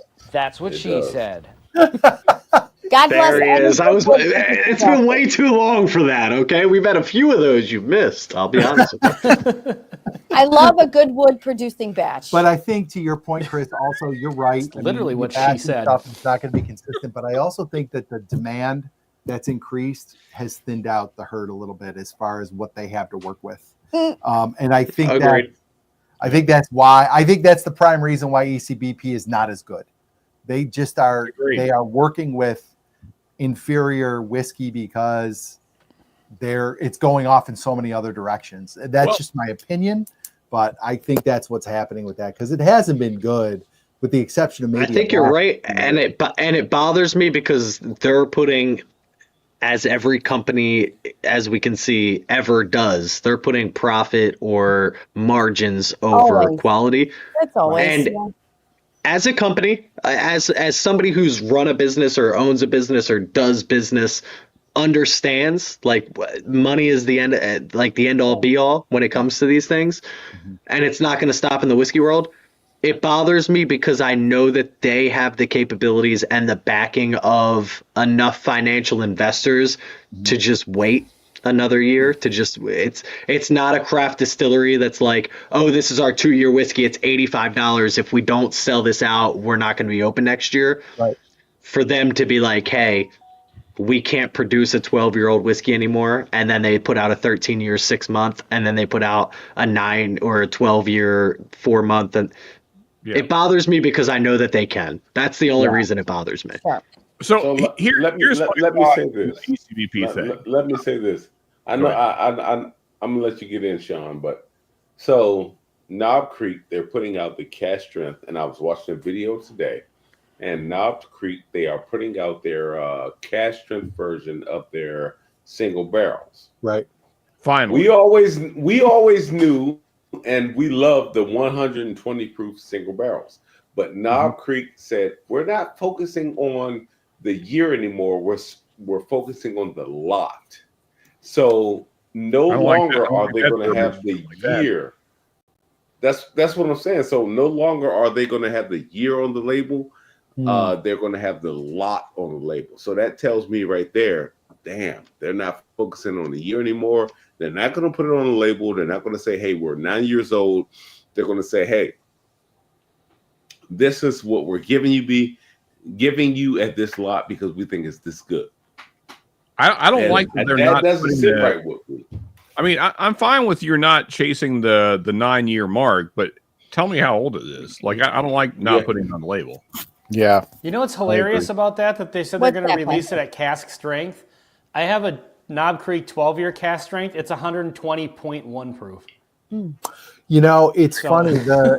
We gotta get that 0.1 though. Gotta get that 0.1. Yeah, that 0.1 is all the difference over the 120. They barrel at lower proof. Am I wrong, Knob Creek? No, I believe they do. I don't know that. We just did a pick at our shop up the road, and they send you the samples at cask strength, and then they make you water them down to. They give you a formula to water them down. Yeah. It comes with like a graduated cylinder and all this stuff. But even the cask strength samples, I think the highest was like 127 or something. Like they did not get up into the 130s. Yeah, so they were still fairly low. Like, I mean, if you've had a Booker's, and that's roughly where they run. Yeah. All right, gentlemen. I am going to be the taskmaster because we're well over on time. Wait a second. Never said the thing. No, it's time to move to the round table. No, we're going to skip that. Okay. What are we going to do? We're going to let them finish their thought first. Okay. Sorry, go ahead, Sean. This will be quick. So my thought on the ECBPs, I know we're going back, but anyway, is that I think that once they start letting everyone do their own barrel pick at Heaven Hill and otherwise, I think that kind of killed ECBP as a thing. Don't let peasants like just pick barrels. Don't no. Let the experts pick barrels. We don't need just everybody picking barrels just because you're at Heaven Hill. Don't do that. Don't just like give out. Those are store picks, kind of like we were talking earlier about store picks being good and being better. Yeah, I've liked all of the ECBP single barrel picks I've had. So I mean, sometimes those are better than the. Yeah, but what I'm talking about is you can just go to Heaven Hill and do the bottle your own. Like people are doing that. Oh yeah. People are doing that every single day at Heaven Hill. That's true. That probably uses up a lot of stock. Even those ECBP picks are starting to creep down. Like we just had one in Rochester that my buddy Brian got for me, and it's only a 9 year. Like the age of those is creeping down too, because they used to be 10 or 11 years pretty consistently, and now they're creeping into single digits. We need to pause because we have an actual celebrity in chat right now. Who is it? Oh. We have Nancy in chat. Hey, Nancy. No chance. What's happening? Oh, Nancy, what's going on? Banana note. Yeah. First off, cheers to you, Nancy. Good to see you. Cheers, Nancy. I was going to ask, is anybody pouring something? I was going to be done drinking, but now I feel like. Anybody ready for a pour? I have not had a sip of alcohol yet. I know, yet Ben. What the heck? Here, I'll give you some of this. I'll throw it on. So this will be a bottle kill. This is speaking of the ECBP private barrels, this is a 10-year, 128.1 proof. Okay, I'm going with you, Ben. Well, so there you go. So it ends up that what I do not like is yeast being stressed. How about that? Yeah. I'm over the banana nut. Tell us all more about that. Yeast being stressed. You're talking. This is science that I don't know about. Yeah. Cheers, Nancy. I know that you're kind of making the rounds, like you're talking about jumping on with some live streams and talking about stuff like this. We would love to have you on here. Absolutely. That'd be amazing. We'll reach out because we'd love to have you on the Whiskey Six. That'd be fun. I'd love to have another lady. Yeah, absolutely. We should try to you got it. Nancy, every time I've been on the stream with Nancy, I always learn too many things. I will never forget, Sean. I don't know if it was your stream. But she came on somebody's stream, and there was like 8 of us on stream, and it was 8 guys who like to talk a lot, and it was about 45 minutes of silence, and she just put on a clinic about if you're going to listen to somebody, it's going to be that woman right there. She'll tell you more about whiskey, tasting notes, everything than any of us can ever even imagine. I can tell you what stream that was. I think it was the charity one for, I can't remember which charity. It might have been the one for your niece, Sean. I mean, so she was on that, yeah. Yeah, and the reason I know that, the reason I know that is I wasn't actually part of that. Greg was on with you from his house, and I stopped over there real quick and said hi to everybody. And then after I left, and then after I left, Nancy came on, and the reason I know that is because Greg was so excited the next time I saw him that he got to talk to Nancy Fraley. Yeah, and I was just like, really? She was in the chat, and then she's been so gracious about coming around and being in the live streams and supporting smaller channels like ours. It's really cool. Like if when I first got into this, if you would have ever told me that Nancy Fraley would ever know who I am, that I would have been like, no way. I feel the same, still Ben. Very cool. I mean, and to have her on, I mean, the whole night was very special. I mean, Whiskey Tube in general came out and was just amazing. I was completely honored. But then to have Nancy come on the stream as well was mind-blowing. Thank you so much, Nancy, for that evening. You were amazing. Love you for it. It was incredible. It was probably my favorite night in all of Whiskey Tube, if I'm honest. It was incredible. I love that she's a woman that is respected in the whiskey community. God, she's the I love that. Woman respect. Take woman out of it. I mean, just respect it in the whiskey community in general. Like typically people say whiskey is for men, right? And so there's absolutely. We're the minority here in people that enjoy whiskey, and so I love how much you all respect her being a female in this industry. So I think it's fantastic. So she brought up the Wild Turkey 101. I'm very upset to hear about the recent Wild Turkey 101 bottlings. It's always been a personal favorite of mine, but it sounds like there are some fermentation issues possibly going. Like I said, Nancy, mine was super bitter. Like it had a really bitter finish. It was just unpleasant. I'm a Wild Turkey fan, and it was just not so I haven't bought one since. But yeah, maybe I don't know what's going on, but it seems like it's degraded from what it was at least a couple years ago. So and these guys kind of all agreed. Chris, did you weigh in on that? Like the glass turkey, the 101s, have you had a more diminished experience with them? So I haven't had a recent experience with a Wild Turkey. I have, unfortunately, a lot of Wild Turkey 101 on my shelf from prior batches, I'm assuming, to what you're talking about, where I just have so much of it at this point that I don't need to buy a bottle currently. I fermentation issues is something that's way outside of my price range for talking about whiskey. So if that's the case, I mean, Nancy will tell you more than anybody else that's something's going on. But all right. So let's do this. Let's skip over roundtable, and we'll hit some of that maybe next time and go right to our rapid fire and kind of bring this home. So our rapid fire questions are just a quick answer. You ask a question, we're going to go around the horn and give you a quick answer. Chris, do you have a rapid fire question for us? I feel like we're going right back into something we've already talked about tonight. If you had to pick one channel, and you could pick anybody within Whiskey Tube, Instagram, TikTok, whoever you happen to follow, if you happen to pick one person that you follow with that does barrel picks, can you give me somebody that you're like interested in following their channel or their barrel picks or their what they're doing with Whiskey Tube, or again Instagram or TikTok, because it runs across multiple channels. Who are you following when it comes to their particular picks that you're respecting in the community? Okay, Sean, let's start with you. I think I know your answer, but go ahead and hit us with it. Okay. I think so. I mean, obviously, my favorite pick will be our own, but now, outside of that, it would probably be between 21090 and Dusty Dan. I think both of them have done phenomenal picks this year. I own picks from both of them, and they both have been great. So that's my answer, either Dusty Dan or 21090. Okay. Awesome. Real quick, there's some confusion about the chat in the chat about the channel. So we're streaming this to both Bourbon School and the Whiskey Six just to get it out to more people. But what we really want is if folks can go over to the Whiskey Six channel and hit the subscribe button. And that's where you're going to really find, because we're not going to stream to both channels forever.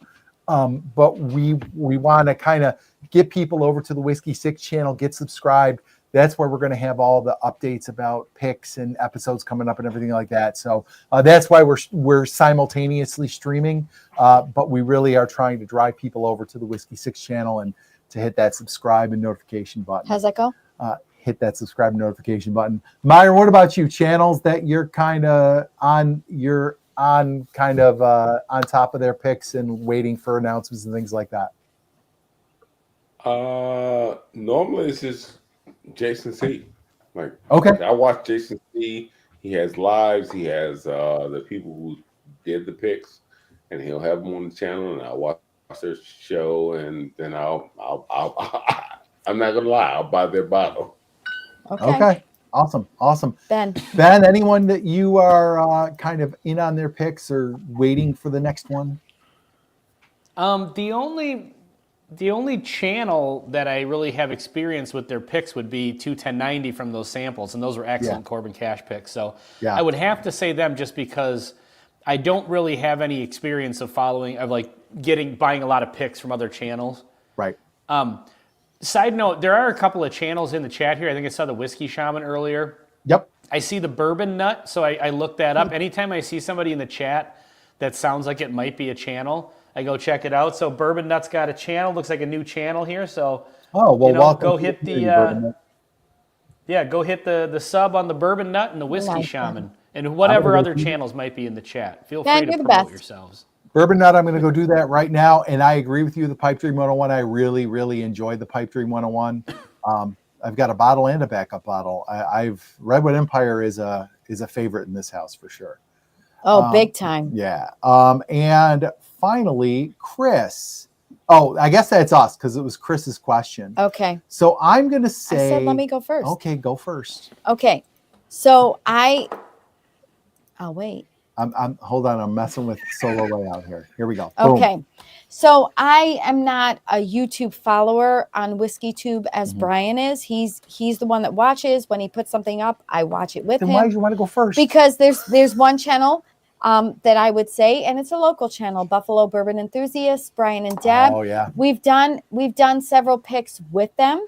I trust Brian and Deb's palate and the group of people that we've done some picks with. So if they're making a pick and or they are going to a store where they say a pick is really delicious, I'm apt to say, yes, pick it up for us. Yeah. So Brian and Deb at the Buffalo Bourbon Enthusiasts, I trust you 100%. Nancy, thank you for stopping in. We appreciate it. Enjoy your fish and chips and Guinness. It reminds me of going to Ireland. Oh, Ireland. But we'll reach out because we'd love to have you on. That would be awesome. Can we all take a moment to say goodnight to Nancy? Good night, Nancy. Yeah, good night. Yeah. Cheers, Nancy. And no matter how much you think you know about whiskey, Nancy will humble you. Yeah, Yep. exactly. 100%. That is But true. yeah, we'll reach out and have you on. That would be great, Nancy. Thanks for stopping in. Tom Shanley, I am drinking the Striped Pig pick right now. What am I having? I'm having I the just ECBP poured some of with that Ben. one. It's good. It's actually different from the first time I opened it. I'm enjoying it. So I don't think we've bought any picks from channels. We've bought picks from groups. There's a group on Facebook called Bourbon Together where we've gotten their picks and they've been good. But mostly we do local store We do a lot of local store picks. Yeah. We don't buy from channels. So I did buy Ben's Kings County pick last year. Or how long ago was that, Sean? A year and a half ago, maybe? I'm sorry. I enjoyed that. Before we started this channel, I've not really bought a lot of picks, so from channels at least. But I know 21090. I mean, we had the Corbin Cash samples, and those were absolutely incredible. spicy. So Chris, I honestly, if you're looking for a channel who does amazing picks, that's not us yet because we haven't done one yet. 21090 does. And boy, absolutely incredible. Boy, they mix. filled in for us 2 weeks ago, and Todd- boy, was that fun. Todd was awesome. Yeah. Okay, you're up for a Oh boy. fast. Real quick, Turp what's it Hold, if you're asking the channel that she was on, the conversation we had earlier, it was mine, Whiskey Wars. But Oh. it was 2-ish years ago. You'd have to scroll back in the lives. Let me see if I can find it. Tora, Go ahead. if you're wondering what channel she's on right now, she was on, I think, through Bourbon School. But yeah, the channel that she was on with all of us was Whiskey Wars, right, Sean? Yeah. Yeah. I'll see if I can find the link. You guys, Yeah, while I think he Brian's was thinking talking of a about. rep- I think he was talking about tonight. Oh yeah, she was over on Whiskey or Bourbon School, Torp. Oh, okay. You guys, while Brian's thinking of his rapid fire question, when we end the stream, I need to tell you a story that pertains to strip clubs. Can't wait. Oh. Okay, I'm still remembering I'm it a from the married video man, conversation a that we happily had. married man. No. It's a really, really great story, but I cannot, being a teacher, I cannot tell this on the live stream. I'm just going to say openly, strip clubs are dumb, but continue. Agree. Brian, I honestly, don't Brian would agree with that disagree. as well. Okay. Right, Brian? Overrated. All right. So I'm gonna go with kind of a pop culture kind Oh, of yay. question because one of our topics for the roundtable was going to be based around Star Wars. Oh, no. And we just didn't get to. Oh, Chris, we're out of luck here. No. Thank This is God not we a didn't get Star Wars to. question. But we Curious were. what Myron's thoughts are on this one. We did not get to the roundtable tonight. This is the second time that Star Wars has been pushed. We will get there though. Maybe with Conrad next time we will get there. But Matt, I've never been to a strip club either, and I'm 47. there's still time, Matt. So my question is, if we were going to talk about Star Wars, what is your favorite movie series? Like set of movies, like sequels, whatever. Your favorite movie series. Oh, God. Doesn't have to be the sci-fi genre, but if you like, the reason I'm asking is because Chris wrote to us this week and is like, I don't know if I can talk about Star Wars. I've never seen Star Wars, which is amazing to me, but okay. But let's start with you, Chris. A movie series. I've got it. What do you got, sir? I thought this was going to be tough, but one of my favorite trilogies of all time has to be the Dark Knight trilogy. I mean, The Dark Knight Rises is just one of, I feel like it hit me at the right time growing up. I feel like I'm in the younger era of Whiskey Tube. No offense to everybody else out there, but I'm only, in my 30s, so it's like it just feel like The Dark Knight Rises was one of those. I mean, the Heath Ledger, everything that went on in that trilogy was just one of those things. It's just the perfect timing for the perfect movie, and that was one of my favorite trilogy. I mean, I can get like cheesy with it and go with like Fast and the Furious, but that's way past the trilogy, or even one of those series you're talking about. Series, they kind of got cheesy towards the end, and now it's just out of control with Fast and the Furious. But Dark Knight is definitely one of those that just resonated with me, and I thought was fantastic. Awesome. They were good movies, absolutely. Great. Really good movies. Let's go to Ben. Poor Myron. Where'd he go now? I don't know. Byron's having lots of tech issues. Ben, you got a favorite series? I think I got to go Back to the Future. Okay. Yes, Ben. Nice. That's okay. just one of the Brilliant. best ones. Yeah, I mean the nostalgia of it, of just having watched those as a kid, but I mean, just the writing in that, like all the little details and stuff. I know some people kind of complain about the third one and even the second one a little bit, but just how like intricate those were, like when they were filming one and then they would like overlap the filming, and Right. I mean, it's just, if you sit down and watch that trilogy, it's just incredible. Agree, Ben. Stymie, Lonesome Dove, I am with you. I wouldn't call it my favorite, but absolutely loved those movies. Let's go, Sean. Sean, you got one? Okay, so question. If Okay. we say Star Wars, do we have to include all of them? No. You could say original trilogy, prequel trilogy, Disney trilogy. Okay. Well, then He already knows more than I know. Then obviously the original He's a nerd. trilogy is the greatest trilogy of all time across all genres, doesn't matter. Okay. But if you have to include everything in like a movie group, like, so all the Star Wars, then I think the most complete group of movies is the Lord of the Rings movies, start to finish. Tom Shanley would agree with you, sir. I mean, because like I don't think there's like necessarily a bad one. There's some that aren't as good as the others, but see, like Indiana Jones, like if you got to include them all, there is some dog shit in there. The last one was bad. I agree with the first three Indiana Jones for sure. Yeah, I agree, Ben. Oh my God, Ben, Jeff you and Castle. Vacation, these are good. Okay. And Vacation. Yeah, absolutely. Vacation. Okay, so first, even the bad ones I can watch. Yep, absolutely. Yeah, but if you don't have to include them all, then obviously the original 3 Star Wars. Yeah. Yes. Okay. I wholeheartedly agree with Ben. I love Back to the Future. It's one of those movies that if it's on TV, I'm always watching it. Sean, to your point, Lord of the Rings is not my kind of movie, but what I will say is that it was a huge production, and I give them credit for what they put out, the product that they put out. It was amazing. Yep. Now for me, I'm going to give you a series that instills good feelings to me, and that's all of the Marvel movies leading up to Endgame. You got to stop at Endgame. Yeah. Right. And the reason why is because we watched all of them in order with our kids during COVID, and we were all home together, and it was really a wonderful time. And we spent the time watching it. It's rapid fire, just so you know. I'm almost done. In the order in which they came out, and then when COVID was done, we were able to go watch it with another family friend of ours, and it was really just a wonderful feeling to be able to go to the movies and watch that. And so, for the feels, to me, I'm going with the Marvel movies up to and including Endgame, and that is it. Rapid fire. Done. I'm going Indiana Jones if I can only pick the first 3 because the next 2 were an abomination. But if I have to just pick a group without cutting any out, I'm going to agree with you, Sean, and say Lord of the Rings. I'm totally nerding out, but they were absolutely incredible movies. Go get yourselves the extended editions and just sit down for a whole day in your basement and put them on. A whole day? That's like 4 weeks worth of movies right there. Oh, here's the thing, though. We have whiskey, so yeah. Like we did it. Harry Potter, by the way, honorable mention. What's that, Ben? I think the Harry Potter. Oh my God! I was just gonna say it, Ben. Oh my God. Whole group. I mean, that's a great one too. They were. Yes. They are fun. Those are ones I'll go back to and watch. They were. Is there? I'm curious. Is there anything we're forgetting? Just real quick before we sign off. Is there any great, movie, not just trilogies, but anything that we haven't mentioned? So Indiana Jones, Star Wars. Did somebody say that? Somebody said something in here like Godfather the Clint Eastwood stuff. Yeah. So those were. Oh yeah.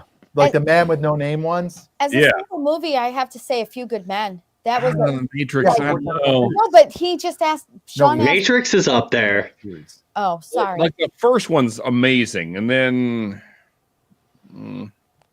I mean, if we can break them down into just keeping the shitty ones out where they jump the shark. I mean, there's so many good horror movie, horror, series that are great, like Nightmare on Elm Street, and I love the Friday 13th and Halloween. But there's so many of them in each franchise where they just went completely off the rails and just kind of ruined it. A series I really enjoyed, and there are a couple dogs in there, but I like my dad showed it to me when I was a kid, and I really got into him. He was a sci-fi guy, The Alien movies. I love the Alien movies. Yeah, I've never seen any of those. Oh, they're great. Not my thing. And I know I have to. I've been meaning to forever. I have a 133-inch screen in the next room, and so I always plan on all these movies that I want to watch, and then I just never get around to it. So Ben, you've never seen any of them? No, none of them. Dude, you got to at least see the first 2. The first 2 are amazing. Absolutely. Yeah, I keep hearing that, and it's just like I said, it's one of those things that I just keep thinking. At some point I got to do this. Yeah. And then that'll be a good rapid fire question for next time. Like, what's that one movie or series of movies that everyone has seen that you have never seen? All right. Everybody's got one. That's going to be yours, Ben, next episode. Okay. My wife is a movie buff, so I've watched a lot of movies. Is she? Oh, yeah. So my wife has never seen Titanic or The Wizard of Oz. Oh, my God. Honestly, I'm fine with missing both of those. Sean. Don't do that to me. But you've probably seen them though, right? I have, but I wish, like, Yeah. if I had that time back, I'd be Oh, fine. nice. Nice, Chris. Nice. Wizard of Oz is the original movie, might be my number one movie of all time. Oh, okay. my Well, God. hey, that It is a great really movie. guessed. I have to ask before we shut down, but have you seen the original Predator? The original Oh what? yeah. Okay, all I right. bought that in 3D. I had a 3D TV when that was like a fad back in like 2012, and I bought that. Like I grew up on that movie. I could I've seen that probably 100 times. Greatest monster movie, bar none. Just saying. If you want to call it alien, monster, whatever the thing. Yeah, As a it's just child, I outstanding. had The Sound of Music and The Wizard of Oz recorded on VHS with commercials that I recorded like when it was on TV. And I would watch each one alternately every other day between The Sound of Music and The Wizard of Oz. Oh, yeah, the Dark Side of the Moon sync. Yeah, that's cool. yeah. I've done that several times. Sometimes sober. All right. Yeah, Sometimes I don't think I've done it sober. Most of the times not, but sometimes sober. Let's go around the horn and wrap things up here and get to What we've got coming up. what we have coming up. Ben, what do you got coming up, brother? Today's video that came out was the new Bullet Bottled in Bond. That was kind of kind of exciting because that was the everybody's kind of talking about that's Bullet's first release that it's their own distillate. So that's kind of cool. So that video came out tonight. The live stream that I canceled last night, I'll still do the theme of it, and I was just going to read mean comments, people that comment terrible things on my videos. And none of them are really terrible. It's mostly that some of them are just so freaking stupid that they need to be discussed. I'll do a makeup live stream because I had to cancel the one last night, last minute, because my parents had a pipe burst in their house. And I had to go over there. It's like mean tweets. So Ben, Yeah, kind of like that. Please let me know when you do that because Okay. of your topic. I went through my comments that I haven't really paid attention to in a long time. And there's there's three sections in your unresponded to. So there's unresponded to, and then there's like held comments, and then there's a second category, which is you have to go through like a series of prompts to like make sure that you're not going to kill yourself if you see this comment. So then there's that series of comments, and one of them I think the group will find quite interesting. See, where is okay. that, Sean? Because I have held, published, and then I do a drop down to held. Yeah, so if you go to held, there's some in held that you have to go through several prompts because of the language involved. Oh. So sometimes you just hit held and then some things come up. But then there's others that are in the held group that are too spicy for just regular held. Oh, I'm gonna have to find that. I'll go on the computer and find that tonight. And then it gives you a prompt, something like the language in this comment could cause like I don't know how Emotional distress. Yeah, something like that. Whatever. I'm